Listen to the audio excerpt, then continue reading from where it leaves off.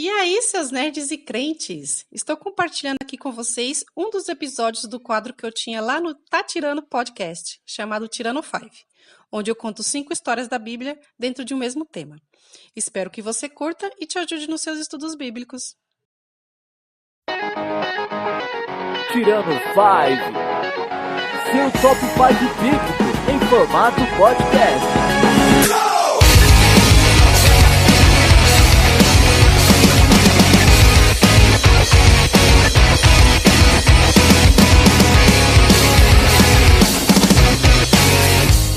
E aí, pascualinos e pascualinas, estamos de volta tirando 5 histórias da Bíblia dentro de um mesmo tema. E o tema de hoje é Celebrações de Páscoa.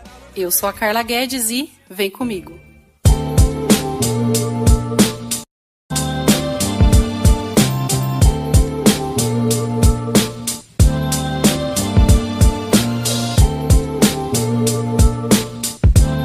Bem, galera, hoje nós vamos dar uma repassada aí na Bíblia, ver em que momentos há relatos em que essa festa foi celebrada aí na história de Israel.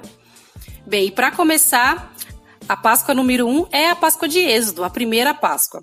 Bem, eu não quero me atentar tanto às questões históricas, mas eu queria trazer mais os procedimentos, né, os rituais, de como ele deveria funcionar e as instruções que Deus deu para o povo de Israel.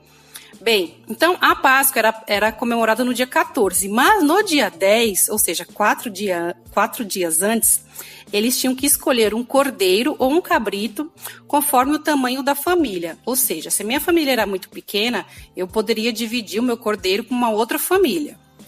E esse cordeiro ele não poderia ter defeito, ele tinha que ser macho e tinha que ter 1 ano. Então, já imagina você ficar 4 dias olhando, né, o cordeirinho, sabendo que ele ia ser sacrificado, né? Que coisa, não? Então, aí no dia 14, você pegava esse cordeirinho, ele tinha que ser imolado no crepúsculo da tarde, e o sangue desse cordeiro devia ser passado nos umbrais da porta, né? Por quê? Porque o anjo da morte ia passar naquela noite ali na terra do Egito e ia ali ferir os primogênitos. Só que quando ele visse esse sangue na porta, ele não entraria naquela casa. Então isso já é uma figura do que Cristo fez por nós, do sacrifício de Cristo por nós, que quando nós clamamos pelo sangue de Cristo, né, nós o aceitamos como o cordeiro da nossa vida, o anjo da morte não nos toca, não é? E aí o que acontece? A carne desse cordeiro devia ser assada no fogo, tipo churrasco, não podia ser cru, né? Então não podia ser mal passado, tinha que ser bem passado. E também essa carne não podia ser cozida em água. E aí eles tinham que comer essa carne com pães asmos, que é pão sem fermento, e ervas amargas, representando o período amargo que eles passaram ali no Egito, de escravidão e tudo mais. Tá? Sobre a questão dos pães asmos, eu recomendo que você ouça o Parashacast dessa semana, sobre Páscoa, onde o pastor Paulo fala bastante dessa questão do fermento, né? O porquê que o pão ele tinha que ser sem fermento. E que mais? E durante esse processo todo, nenhum osso desse animal deveria ser quebrado e ele deveria ser comido dentro de casa, né? Não podia levar para fora, tá? E se sobrasse alguma coisa, né? Não poderia passar o dia, tinha que, né, amanhecer o dia com sobras, eles tinham que queimar. Ou seja, não podia sobrar nada desse cordeiro, tá? Esse era o procedimento. E como que as pessoas deviam comer e celebrar esse jantar? A Bíblia diz que eles deveriam estar com os lombos cingidos. O que é lombo cingido, galera? Sabe quando, por exemplo, sabe quando uma mulher ela tem uma saia comprida e quando ela vai andar, ela tipo dá uma subida na saia e dá uma amarradinha? É mais ou menos isso que é o lombo cingido. É você deixar as pernas livres para você andar legal, para você trabalhar, para você se agachar, né? Então isso é que é lombo cingido. E eles deveriam estar com sandálias nos pés e cajado na mão, porque naquela noite, né, nós sabemos que eles foram libertos, né, ali da escravidão do Egito e puderam ir embora daquela condição de escravidão, certo? E também tem uma questão muito interessante em relação ao estrangeiro, tá? Então, assim, será que a pessoa que não era hebreia, ela podia participar dessa festa? Bem, em relação a isso, eu também vou deixar aí uma indicação de um texto aí que nós subimos no Tiranoblog essa semana, que é: você pode celebrar Pessa, porque Pessa é Páscoa em hebraico, certo? Então, esse texto é fantástico e explica por que o gentio, né? Como que o gentio poderia participar ou não dessa festa de Páscoa, tá? Então, é um texto muito interessante. E aí, a partir desse dia, 7 dias para frente, eles tinham que continuar comendo pães asmos, né? Pão sem fermento, que é a festa dos pães asmos. Ou seja, então eles iam ficar do dia 14 até o dia 21 só comendo pães sem fermento, tá? E aí mais para frente, isso enquanto eles estavam no Egito, né? E no período do deserto, porque depois lá em Deuteronômio, Moisés ele dá a orientação de que esse processo de Páscoa deveria ser feito em Jerusalém, ali no templo, certo? Então é isso, galera. Essa foi a Páscoa número 1. E agora nós vamos para a nossa Páscoa número 2, que é a Páscoa de Josué. Sim, depois de todo aquele processo do deserto, onde eles passaram 40 anos ali, onde eles receberam a lei, tudo bonitinho, que eles estavam às portas ali da Terra Prometida, Josué, a partir do momento que eles atravessaram o Jordão, que até parou de cair o maná, inclusive, o que Josué fez? Ele falou: calma aí, vamos dar uma parada, vamos analisar o que a gente está fazendo, né? E ali ele promoveu ali toda uma santidade, um ritual de santidade, vendo se todo mundo estava de acordo com a lei. Inclusive, neste momento, ele circuncidou aqueles homens que não tinham se circuncidado enquanto estavam no deserto.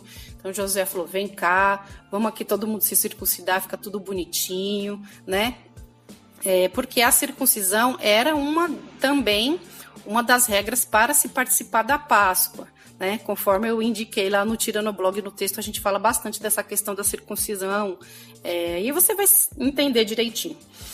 E ali ele celebra a Páscoa antes de entrar na Terra Prometida, e neste momento tem uma aparição de uma figura muito legal, muito interessante, em que a gente acredita que é Jesus Cristo, e Jesus ele aparece para Josué como príncipe do exército do Senhor. E eu acho uma das aparições mais lindas de Jesus no Antigo Testamento. Por quê? Porque até por questão da Páscoa mesmo, a gente tem a imagem de Jesus pregado numa cruz, né? A gente tem, como é uma imagem muito forte da Páscoa, isso fica gravado na gente, né? Mas a gente não pode esquecer que Jesus Cristo ressuscitou e que ele é esse príncipe do exército do Senhor, né? Ele até aparece para Josué com uma espada desembainhada, então eu acho essa imagem de Jesus Cristo muito legal, como um guerreiro, não é? E aí depois ali eles tiveram a vitória sobre a cidade de Jericó, e ali eles entraram no novo ciclo.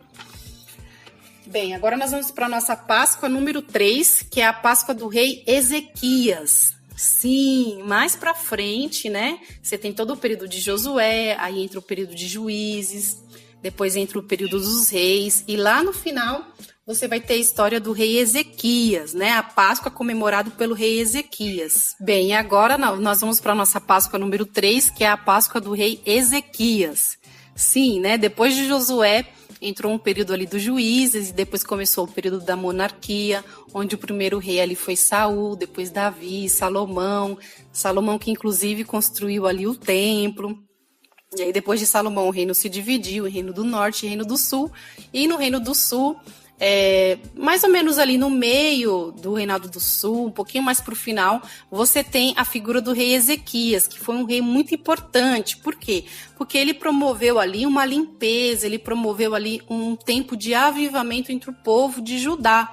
Sim, por quê? Porque os pais dele, né, os avós, o pai dele principalmente, foi um rei assim, extremamente idólatra, extremamente um mau rei, e trouxe muita contaminação para dentro do reino de Judá.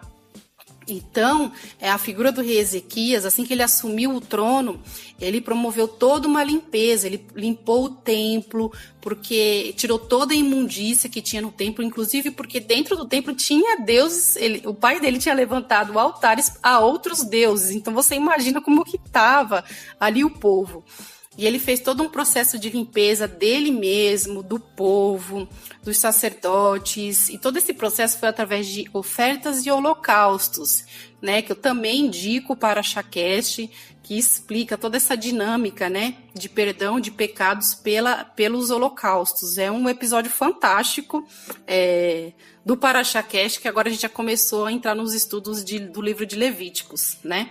E aí os levitas, eles entram em louvor e os sacerdotes também trocando trombetas e eles entram num período de adoração, onde eles também acabam oferecendo ofertas ao Senhor de ações de graça, representando todo esse avivamento e toda essa gratidão que eles tinham pelo Senhor e pelo momento que eles estavam vivendo, né? Então o rei Ezequias, ele foi muito importante para trazer esse avivamento, né, para o povo.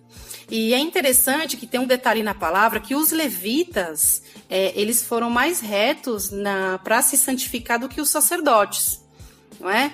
Então, essa é uma informação importante. E aí o que acontece? Ele falou, não, agora eu vou celebrar a Páscoa, né? Chegou a data de celebrar a Páscoa, e o que ele fez? Ele mandou mensageiros a todo o reino de Judá e também mandou mensageiros para o reino do norte. Sim, para o pessoal lá do outro reino, porque ele deve ter pensado assim, ele deve ter falado assim nessa carta. Olha, nós somos um reino dividido, vocês estão aí num outro reino, mas nós somos servos do mesmo, nós somos filhos, né? Nós somos o povo de Deus, nós somos o povo do mesmo Deus. Então eu convido vocês, já que o templo está aqui no meu reino, eu convido vocês a descerem aqui para comemorar a Páscoa junto comigo, né? Junto com o meu povo, porque nós somos irmãos. Né? Apesar de politicamente dizendo nós estarmos em reinos separados, nós somos servos do mesmo Deus. E aí ele enviou esses mensageiros.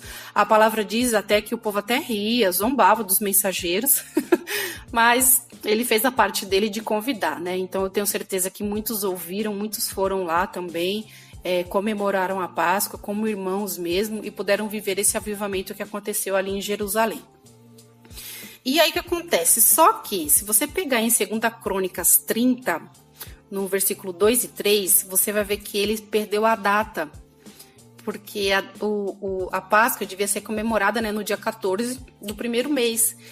E aí ele perdeu a data. Por quê? Por causa da santificação dos sacerdotes. Lembra que eu falei que os levitas, eles foram mais retos na questão de se santificar? Então não tinha sacerdote o suficiente para comemorar a Páscoa. Eram poucos os que tinham se santificado. Então isso atrasou a Páscoa. E também porque tinha muitas pessoas que ainda não tinham chegado em Jerusalém para comemorar a Páscoa. Então deu uma embolada e ele falou, e agora o que eu faço? E aí, galera, entra um negócio muito, muito interessante, que eu falei, cara, isso é muito legal. Por quê? Porque o rei, ele consultou ali os sacerdotes e tal, e eles foram buscar uma jurisprudência na lei de Deus. Você acredita? Vocês acreditam que tem jurisprudência na lei de Deus? Até porque, gente, a lei, ela nunca foi uma coisa imposta, né? Até o nome lei é muito forte, né? Porque, na verdade, a tradução correta seria instrução. Mas você vai ver lá no próprio Êxodo, se você também está acompanhando o Parashah, você vai ver isso. Deus, em nenhum momento impôs a lei para o povo, né? Moisés, ele lia a lei para o povo falou assim, não, a gente concorda, a gente vai seguir. E assim foi todo esse processo de lei, né? Enquanto ele estava lá no Monte Sinai. Depois que você vê as pessoas em números, ou seja, vivendo o dia a dia com a lei mesmo, toda vez que eles tinham um problema com a lei, eles levavam a causa para o Senhor e o Senhor ali levava para Moisés levava para o Senhor respondia. Houve várias mudanças na lei. E uma delas foi em relação à Páscoa. Por quê? Porque em Números 9, quando Moisés ali estava comemorando a Páscoa ali no deserto, foi encontrado alguns homens impuros, né? Assim, sobre essa questão de impureza, você pode verificar em Levíticos, do capítulo 17 até o 20, que trata dessa questão de impureza do povo, da santificação do povo. Mas, especificamente nessa história da Páscoa, eles estavam impuros porque eles tinham tocado em cadáveres, né? Aí você fala assim, nossa, também a pessoa vai tocar no morto? Ah, galera, a gente não sabe o que aconteceu, né? Às vezes a pessoa, para você retirar um corpo de uma pessoa que morreu dentro de casa, por exemplo, como que você tem que pegar o corpo e levar para fora? E aí, você ficou impuro, como é que fica, né? Mas então, aí esses homens levaram a casa para Moisés. Moisés foi lá, orou, levou a Deus e Deus respondeu de uma forma super completa, né? Moisés levou um caso para Deus e Deus já respondeu logo em 2 casos e falou assim, Deus respondeu assim, olha, se foi encontrado pessoas impuras ou pessoas que estão vindo de longe, olha isso, mano, pessoas que estão vindo de jornada, que não chegarem a tempo, essas pessoas podem comemorar no dia 14 também, só que do 2º mês. Então, ou seja, por um mês para frente. Gente, não é fantástico isso? É lindo isso. Então, o que acontece? Ezequias, ele pegou dessa jurisprudência, digamos assim, para celebrar a Páscoa ali com o povo, mesmo tendo perdido a data, certo? E aí foi uma Páscoa muito bonita, comemorada de uma forma, a palavra diz que uma congregação muito grande, ou seja, tinha muitas pessoas nessa Páscoa, e depois eles comemoraram a festa dos pães asmos, né, durante 7 dias, e foi tudo muito bonito. E aí, se você vai mais para frente um pouquinho aí no capítulo 30 de 2ª Crônicas, você vai ver também uma coisa fantástica. Olha, é um ponto muito especial dessa Páscoa de Ezequias, por quê? Porque muitos dos que tinham participado da Páscoa não tinham se purificado direito, não é? E, cara, se você for ver bem, assim, eles já tinham participado.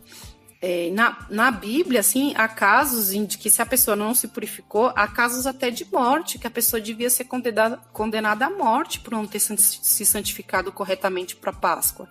Então, você imagina como é que estava o coração dessas pessoas.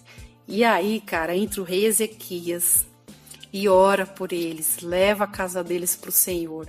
Fala, Senhor, olha, eles participaram da Páscoa impuros, mas eles estão te buscando, há intenção bom no coração deles de te buscar, de te servir, e ele intercedeu pelo povo.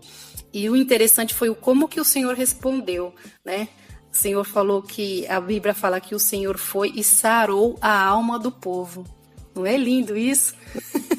Ou seja, imagina, as pessoas acho que estavam até agoniadas, né? Poderia até ter tirado a alegria do coração deles. Mas a Bíblia fala que Deus sarou a alma do povo, né? Deus visitou realmente o povo ali e restaurou neles a alegria de servir ao Senhor e de servir ali a lei e as instruções de Deus, não é? Essa Páscoa de Ezequias é muito da hora.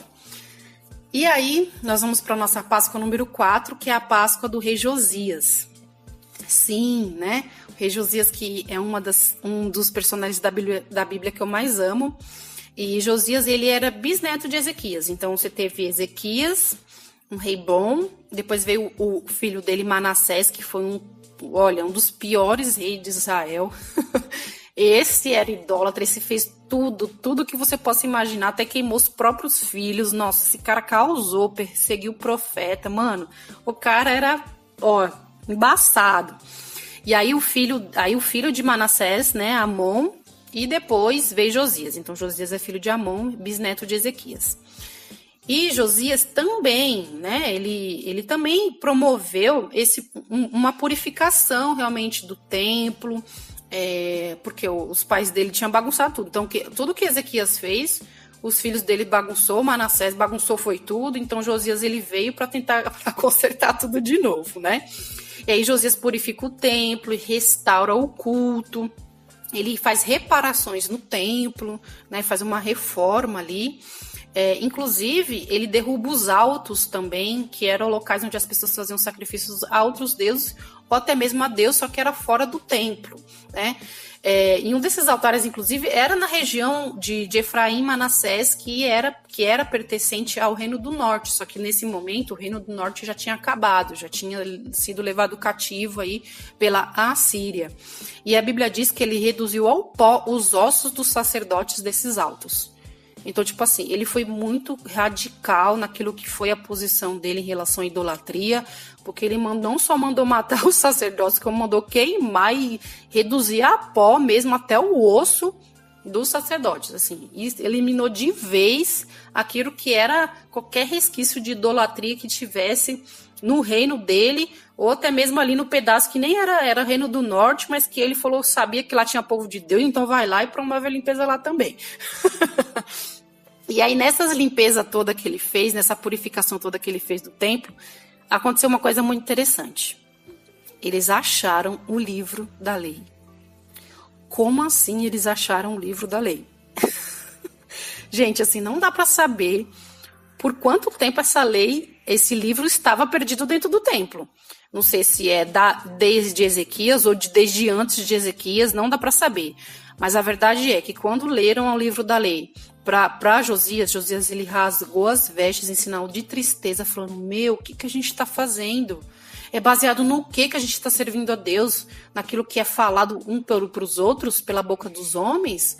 Ou pela lei escrita, né, que Deus deixou para o povo? Então ele ficou extremamente triste, e a partir desse livro da lei, ele também promoveu, ali ele renovou a aliança, ele promoveu ali uma restauração da lei, porque a palavra diz que ele reuniu todo o povo, do menor ao maior, e leu a lei para todos eles, e ainda obrigou eles a servir a Deus. Tanto que durante todo o reinado de Josias, o povo cumpriu a lei certinho, porque ele ficava em cima, né? Então, o rei Josias realmente é um rei muito especial, assim, porque até em 2 Crônicas 23, 25, fala que antes dele e depois dele nunca houve um rei que se convertesse ao Senhor de todo o coração e que fosse tão apegado assim à lei de Moisés, às instruções de Moisés, né? Então, o Josias realmente é um rei especial. Inclusive, Jeremias, ele escreve uma lamentação sobre Josias, isso você pode encontrar lá em 2 Crônicas 35, 25, porque realmente ele foi o último rei bom de Israel, porque depois disso o negócio só descambou e eles foram levados cativos aí para Babilônia, né? E Josias, durante esse processo, durante o reinado dele, ele promoveu uma Páscoa assim fantástica.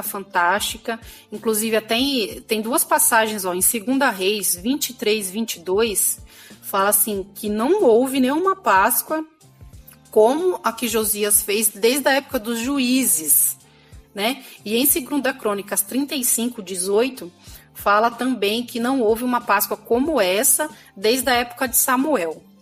Então, realmente, assim, a Páscoa de Josias é a mais top aí da Bíblia, a maior delas, até porque ele até ofertou muitas ovelhas e cabritos para as famílias que não tinham condições, né? Porque ele queria que todas as famílias participassem.